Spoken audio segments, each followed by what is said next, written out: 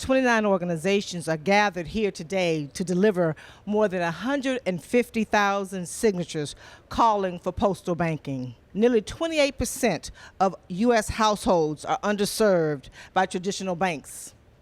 Call them the unbanked.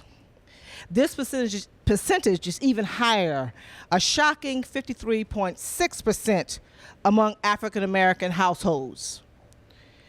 As a result, those least able to afford it must turn to expensive and often predatory practices like payday loans.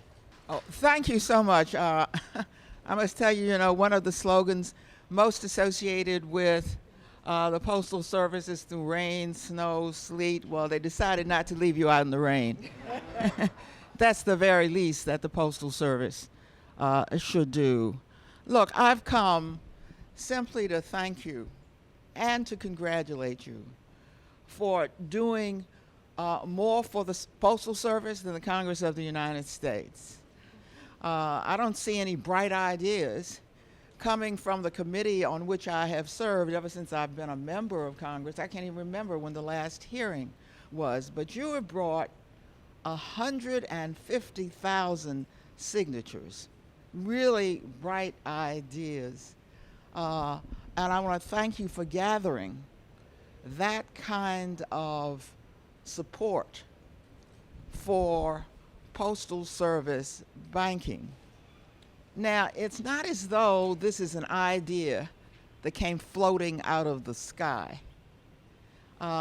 This is an idea from postal banking experience of the Postal Service itself. Go to the streets of the District of Columbia, any large city or any county, and you will find them lined with check cashing services and other exploitative services like payday lending. Yet who is honestly trusted in our country, the most trusted, the most popular, quote, federal agency is the Postal Service of the United States of America. People by and large, did not understand what payday lenders were doing. If you haven't used them, you don't know what they were doing.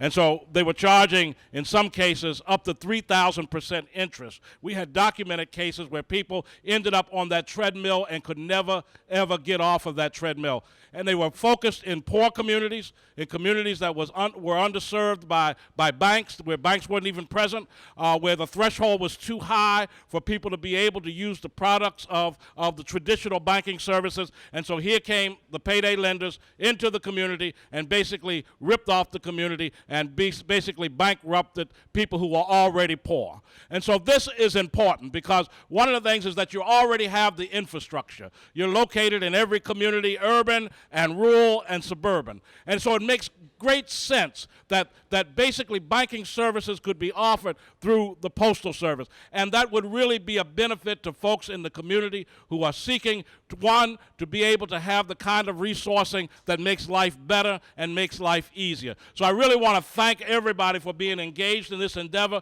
because it's a truly important endeavor that we move forward, that we push it forward. We will continue to talk about it within the faith community and continue to lift it up so that people understand the vital importance of this issue. Thank you very much. Older Americans, more than any other group, as much as we've heard today, need postal banking. The average income for a Social Security recipient's household is only $25,000 a year. Having postal banking, every dollar counts, every dollar is needed in their daily lives. Food, fuel, medicines, health care.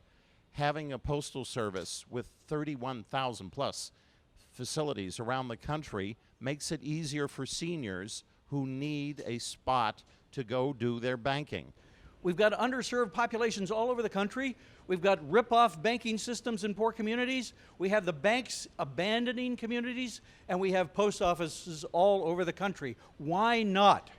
And therefore, we've all joined together to collect these petitions. We are going to continue to fight for the idea of postal banking. Thank you for coming down to personally receive these petitions. These are folks from all across the country, every state in the country, who are delivering and saying that they want postal banking. Thank you so much.